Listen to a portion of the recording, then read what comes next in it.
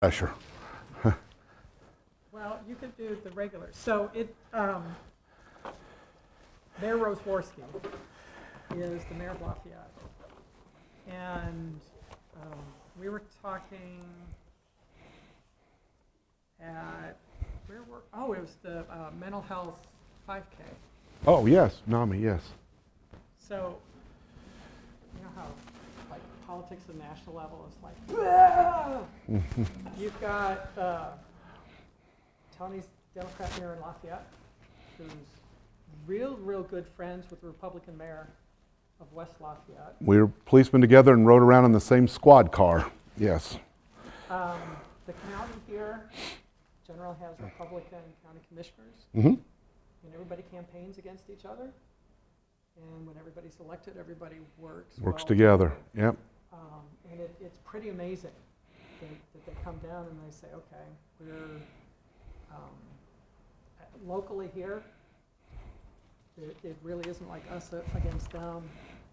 Under his leadership, we've come a long way. So EPICS, it used to be, hey, Purdue, are we really friendly? And it was a big deal if folks from here went across the river, and it really doesn't matter. Now, in the last time I saw Mayor Roswarski, he was serving stuffing at the community Christmas dinner. They do a Christmas dinner that's free for the community. And he was just one of the servers, and I said, yeah, and we had to like elbow bump. Yeah, because we had our gloves on, yeah. For that. So you're really in for a treat. Well, thank you. I appreciate that. All right, we're going to make this interactive today too a little bit. All right, you ready? All right, here we go. His cardinal mistake is that he isolates himself and allows nobody to see him, by which he does not know what is going on in the very matter he is dealing with. Anybody, I should have closed the book. Anybody want to take a guess who said that and when? And then I want you to remember it. I want you to remember what I just read. His cardinal mistake is that he isolates himself and allows nobody to see him, by which he does not know what is going on in the very matter in which he is dealing with. Who said that? Come on. Abraham Lincoln. Close the book a little more and more. And who do you think he said that to? Just take a guess. Come on, wake up. You can't go to Harry's till after 5 o'clock anyway, so if you're over 21, so wake up here. I've had lots of kids go through Purdue. So who did he say that to? All right.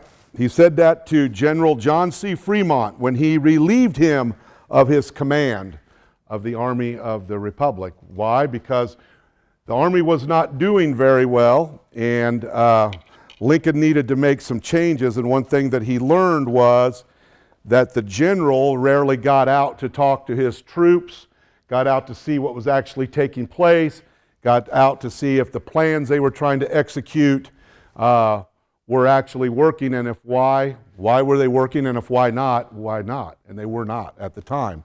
Now, I would like to say that he didn't get out from the warm and nice confines of his office, but based on that time of the war, that probably wasn't, he probably didn't have an office space at that time. He probably was working out of a tent, maybe an abandoned church or something like that. So I'm not sure he was staying there because his quarters were so nice, but obviously the president was very disturbed that he was not out among the troops. I want you to hold that thought, and I'll come back to that in just a little bit. So we're going to talk about leadership today. I am not going to do all of the talking, but I'll do a part of it. So who wants to tell me just quickly, so we'll see from the beginning to when I finish, how does your vision of leadership and what I've learned in the last 36 years line up with you? Who wants to give me, first of all, the top 2 qualities they think somebody needs to have to be an effective leader?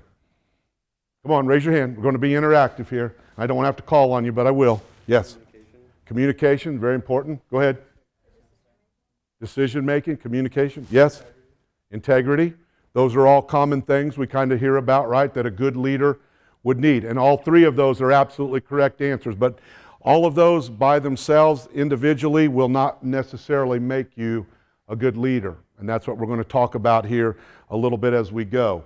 I'm going to tell you a little bit about myself.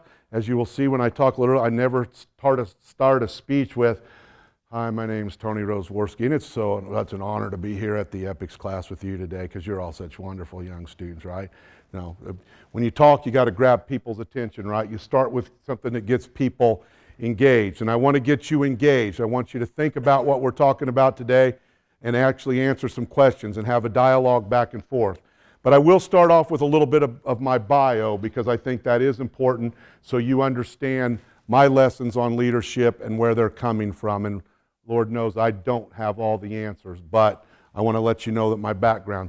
So I was born and raised here in Lafayette, and I went to our local schools here, and after high school, I went off to college. I went to Ball State to study criminal justice and corrections. I was very blessed. I knew from a very young age, about 8th grade, that all I ever wanted to be was a police officer. I had no aspirations of growing up, and for a lot of my adult life, of ever actually being involved in politics, of actually holding public office. Nobody in my family ever had. In fact, nobody in my family had ever been in law enforcement. My grandfather immigrated here from Germany, or my great-grandfather immigrated here from Germany. He mostly farmed. My grandpa lived here, but he was a custodian. And then my dad was a carpenter. My generation of my brothers were the first generation of anybody in our family to actually go to college. And so I didn't think about holding public office. I knew I wanted to be a police officer. So I went to Ball State, studied criminal justice and corrections, played some football over there. Wasn't quite good enough to play at Purdue, so I had to go to Ball State to try to play football. So I studied criminal justice and corrections. I went down then to Houston, Texas, and I was a policeman down in Houston, Texas, which was a big learning curve for me because coming from a fairly small town to a very, very large community with millions of people certainly was a big change for me, but I learned a lot, and I saw some really good leaders down there in some really difficult positions, and so it actually was a good experience that helped mold who I am and some of my leadership skills, because I believe most people are not born great natural leaders. Most people become leaders over time, and they develop themselves, and they work hard, and they're not afraid to take risk and do things that actually they become leaders, and they learn from their mistakes, and they learn from their successes. And I'm one of those. If you would have saw me growing up, I don't think there's anything about me that you would have looked at and said, whoa, that guy's going to be a leader someday, that just stood out as some, really strong leadership qualities. I was a decent football player, right? But I don't think anything that would have just said, wow. And I think most people are that way. Most people develop and become leaders. Now, just like natural athletes, somebody like Michael Jordan, you may have a few people that just it all comes naturally, it all kind of falls in place, but I think those are very few and very far between. Most people to become good leaders have to actually work at it.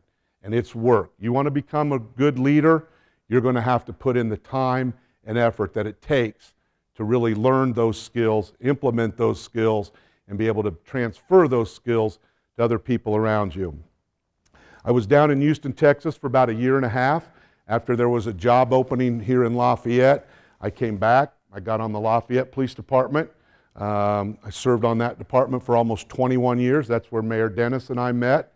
We came on almost at the same time. I came on a little bit before he did, and we became partners and detectives in patrol, and we've been friends now for almost 35 years, and as I said, actually rode around in the same squad car together at different times. While I was on the police department, I worked my way up through the ranks from patrolman to detective to sergeant to lieutenant to captain. When I retired at the rank of captain, I was in charge of the patrol division, the SWAT team, the Civil Disturbance Unit, the Field Training Program, and the Traffic Division. So I've held a lot of different roles within the police department, and while I was a lieutenant, I was in detectives, patrol, and administration. I tried to get very involved while I was on the department. I wanted to do a lot of different things, and I wanted to see a lot of different things. In 1999, at the age of 39, I decided to run for city council. There were some things going on in the community that I was not comfortable with, and I wanted to try to make a difference. I wasn't sure if I should do it or not, and one day I went over to talk to my father about the situation, and he was very clear in his message. It was, anybody can sit around on a couch and complain about something. If you think there's something not right, you need to throw your name in the hat and take the risk to get involved. So I decided to do that, ran for city council, was fortunate enough to be elected, served for 4 years kind of simultaneously. While I was a captain on the police department, I was also a city councilman and actually the director and in charge of security for the Lafayette School Corporation. So it was a busy period. I served those 4 years, and when it came to the end of that time, people encouraged me to run for mayor. They thought that the skills that they saw on the city council was something that they would like to see for mayor. Again, that had never crossed my mind in my younger life, but again, I decided to take that risk. So I ran for mayor and was fortunate enough to be elected, and I've been elected again and again and again, and now I'm up this year for re-election for my 5th term as mayor. I'm actually in my 16th year. So I started, anybody just for fun, because I got to keep you awake, anybody for fun want to guess what year I was originally sworn in to the Lafayette Police Department? I gave you a little bit of hint. I told you how old I was when I became a city councilman. So,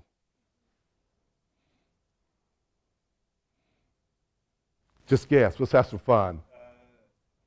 83. That's right. That's actually right. Did you look that up somehow? That's a very good guess. You buy lottery tickets? No, you can just do math. That's very good. Nobody's ever got that right. So on the first guess, I should have brought something to give you. So I swore into Lafayette Police Department on March 5th of 1983.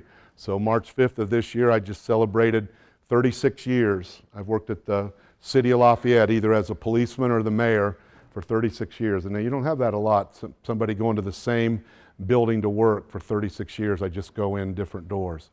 As the mayor, I have some other duties that I'm involved with, and I'll run through these quickly because I'm trying to create a background.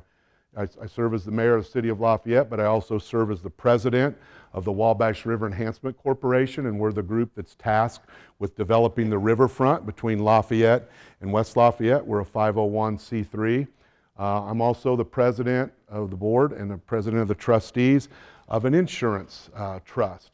So 46 Indiana cities purchased their insurance together to try to take the ebb and flows out of rates and stabilize our rates and get some economy of scale to help control healthcare costs for our employees.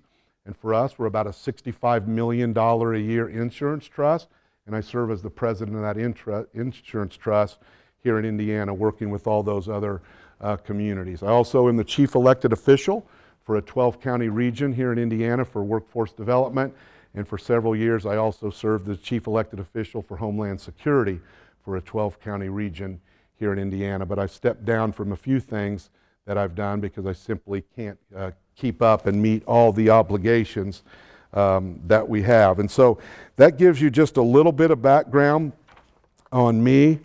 And so you kind of know where my experience comes. It's coming from a law enforcement side that's more of a paramilitary organization, and then coming very much from the public sector and somebody that's elected by the community to lead the community, which is different, and you have to use somewhat different skills, I think, than maybe somebody that's leading a Fortune 500 company. So I've got to answer to every single person that lives in our community.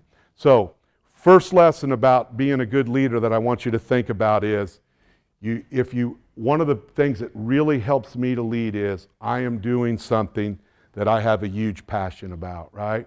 So when I became a police officer, that was my goal.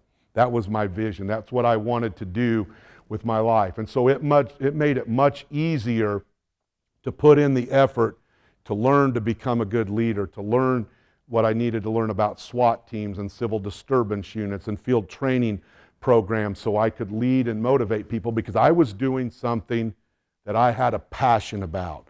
So as you go, and just so I know a little bit, and I should ask this, we all different grade levels in here, freshmen, sophomores, juniors, seniors, kind of a mix. So some of you are just getting started, others of you are further along that path to making that decision. So that's one of the most important things I will tell you. Do something that you have a passion about, because it will be easier for you to be a good leader, for you to be authentic with the people that you're dealing with, that you're leading. It'll be easier for you to motivate and inspire and train, and people will be more apt to follow you if they know you believe in what you're saying and doing because you have a passion. So I'm blessed, right? I was a policeman, which is all I ever wanted to be. My goal had been to make it to the chief of police, but I didn't quite make it. I made it to captain, and then I had a goal to serve the community, and now I get to appoint the chief of police. So in a way, I still get that what I might still achieve my goal. But I have a passion about both of these. Like I said, I was born and raised here. I have 4 kids. My oldest daughter works here at the School of Computer and Electrical Engineering. She's a communications specialist and teaches classes. She got her degree from DePaul and then her master's from the University of Alabama. Taught down in Georgia for a while. I'm glad she came back because I really got tired of hearing Roll Tide. And so now she cheers for Purdue again, so that's nice. I have a son that's a superintendent in the construction industry, and he got a 2-year degree and went through an apprenticeship. And my youngest 2 daughters graduated from Purdue, and one in elementary education and the other one elementary education and special ed K through 12. So they're both Purdue graduates. I've got 6 grandkids, and everybody's here in the community. And so, you know, this community means everything to me. So that passion carries over into what I do as the mayor. And so it makes it easier for me to lead, to sell that vision, to motivate people to work together to get things done because I have that passion. And so for me, one of the biggest rules is do something you have a passion about and then go after it. And don't be afraid to fail. I taught my kids that, and we talk about that at the city all the time. If you have a passion about something, you're looking at new ideas, you're looking at new ways of doing things, you can't be afraid to fail. So we may look at 10 things, maybe 6 of them work and 4 of them don't. The 6 of them that work, we implement full bore, we go for it. The 4 that don't, we sweep them off to the side, we don't worry about it. But you can't be afraid to fail. You can't be afraid to take risks. You can't be afraid to think outside the box and look at new ways of doing things. Government, from my perspective, means just like the business and private sector, change is continual. We always have to be looking at ways to increase our efficiency, our effectiveness, make us more lean, make us more nimble, better ways of delivering services, being better stewards of our taxpayers' dollars that we're using. And you can't be afraid to make those decisions and to make those changes. And so I think when you have that passion, that allows you to do something that you really, really want to do. The other part, there's a lot of different types of leadership. I mean, there's probably, 10 million books on leadership. If you Google, you can read everything imaginable that's out there, from leading a Navy SEAL team to leading a corporate, Fortune 500 company to leading a small not-for-profit, right? But for me, my leadership style, and I brought some books that I'm going to share with you as we're talking. My leadership style is what somebody would call a servant leader, okay? I think that's important in the public sector.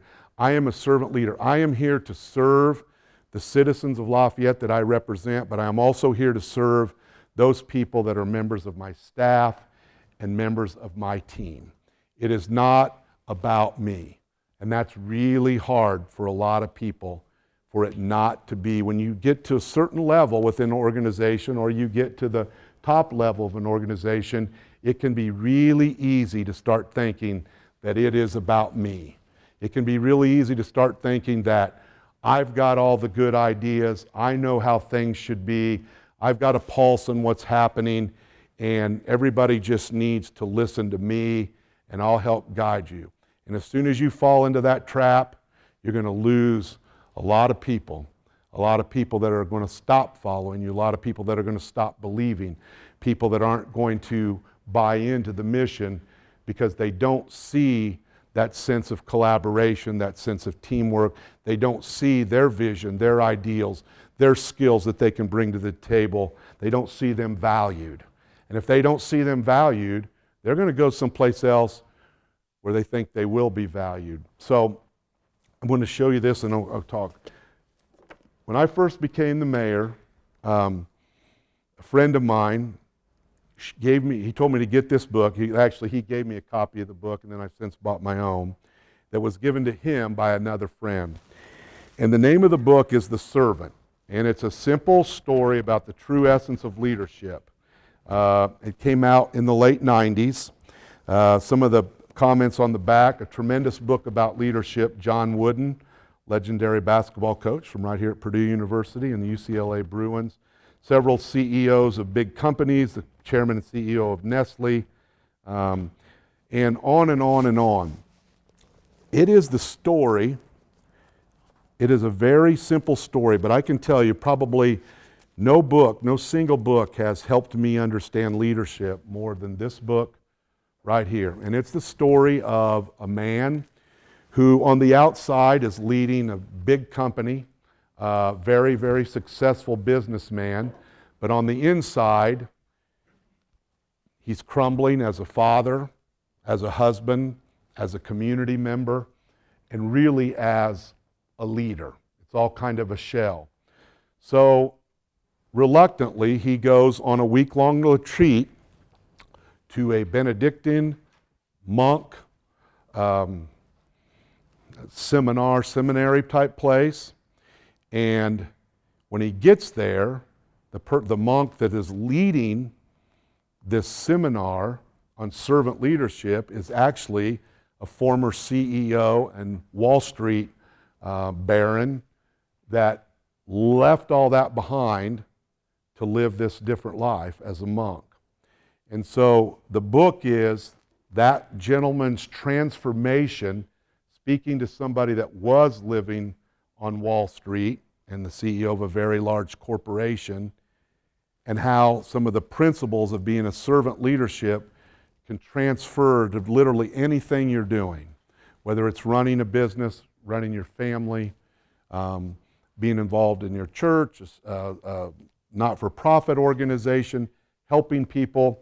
And this book, it's not very long. You can read this book in a weekend, but there's some profound lessons. If you want to put yourself in a position where you can lift others up and you can make other people in your organization feel empowered to give you their best because they know you care about them personally, you care about their career, you care about things that are important to them in their life, and that you can pull that team together, I would encourage you at some point to get this book. Like I said, it's been out for a long, long time, and it's very simple to read, but there are some powerful, powerful messages in here that I think you would feel valuable, and I wish I would have read before I read it. I wish I'd have read it when I was closer to your age. So that's just something. But servant leadership helps define how I approach my job, how I approach being collaborative, how I approach taking ideas from people. So, and I got to make sure, because I'm being filmed, plus Sean's here, and if I say something wrong, he's going to go back and say, you should hear what the mayor said. So in my organization, I'd like to say that people are very comfortable coming to me with ideas and thoughts. We've built a culture where they know it doesn't have to be my idea, and they also feel comfortable if an idea doesn't work out. So we have all kinds of brainstorming sessions where we get together in different size groups to look at our priorities, to look at the projects we'll do, to look at what we'll fund. And everybody has a voice. Everybody has a say, and we're all equal in that. And I cannot tell you, and this is the trap you cannot let yourself fall into, like I said earlier, of thinking you have all the ideas. I cannot tell you how many times it has happened to me that I've called members of my team in, and I said, hey, I got this idea, and I think we should do this, this, and this, and that'll make this work out, and we'll get this project built, and I kind of go through it, and I'm looking across the table, and nobody's saying anything right away, and they're kind of smiling a little bit, and I know what's coming, right? So I know it's going to say, well, you know, Mayor, some people call me Mayor, some of my staff call me Tony. You know, they're like, Mayor, you know, have you thought about this? I said, well, no, not in detail. Well, what about this? Well, yeah. Well, if we do this, that's going to make a situation over here happen and maybe not get this outcome just the way you're thinking. And so I said, yeah, that's true. Okay, I didn't really think about that. And pretty soon, about 25 minutes later, what we're doing looks completely different, right? And they've saved me more than once from making mistakes, right? They have saved me more than once from making mistakes. But because I'm open to listening, and it doesn't have to be my idea, we end up with much better projects and much better processes and much better operational attainment goals and steps to get there because we take that approach, and everybody else takes that approach too, that we all have good ideas. We can't implement them all, but we all bring value to the table. And if we let people know that and they're comfortable talking to us, at the end of the day, they're going to help us not make mistakes. They're going to help us do great plans. They're going to bring value to it that we didn't think about. And so a couple things, like I said, you don't have all the ideas. You got to be a servant leader, helping empower other people that work for you to feel comfortable sharing those ideas and reach their fullest potential. And when you do, you'll build a great team. The part about Lincoln, I want to talk about that just a little bit. I also think that is very, very important to get out into the field and to have some level of technical knowledge. I spend a certain amount of time every week, every month, getting out from behind my desk and making sure that I am out in the field, looking at the projects, whether it's water, wastewater, road projects, building projects, new baseball stadium we're getting ready to build, the new zoo exhibits we're getting ready to do, the new water slides we're building at Tropicanoe Cove. I get out and I spend so much time in the field. So I know what's going on, I see the progress, and people see that I care enough to be out and actually looking at those projects and not just reviewing them on a computer screen from behind my desk. And I can tell you, I work with, and I know Purdue's an engineering school, so I'll be very careful how I say this, but I work with lots and lots of engineering firms from all over the country. And I am a firm believer that computer modeling and a lot of that stuff works great, but you got to get out in the field too. And you got to get out into field and do field checks. And you've got to see the topography of the ground. You've got to look at things with your own eyes and understand that even though that looked great on paper, that is really not going to work in real life application. Those trucks aren't going to make that turn. Those cars aren't going to get stopped. Those pedestrians are not going to be able to cross the street the way you think there are, because that restaurant always has a huge lunch crowd and there's people pulling out of the park. There's just different things that you pick up by being in the field.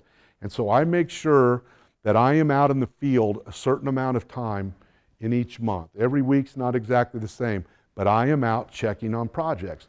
The other thing that I've learned while I'm doing that is, and I'm talking to the construction crews, or I'm talking to our staff that's managing those projects, or maybe they're actually building those projects, depending on what kind it is, I end up learning a lot of things, right? So from every level in our staff and our team, people can contribute. So whether I'm out on a giant multi-million-dollar project or I'm out talking to folks that are out fixing water lines, I get talking to them.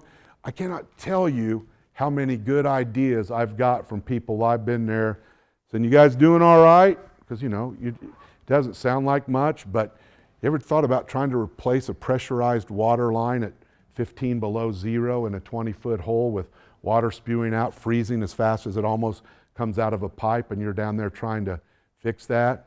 That's not easy to do. And I try to stop by those and say, hey, thanks for your help. I know this is a tough job. I wanted to let you know that I appreciate what you're doing. How many times somebody said, hey, I've been wanting to talk to you anyway, and they give me a good idea. I mean, you can pick up good ideas and suggestions that improve processes, improve morale from every aspect of your organization, whether it's government, not-for-profit, the private sector.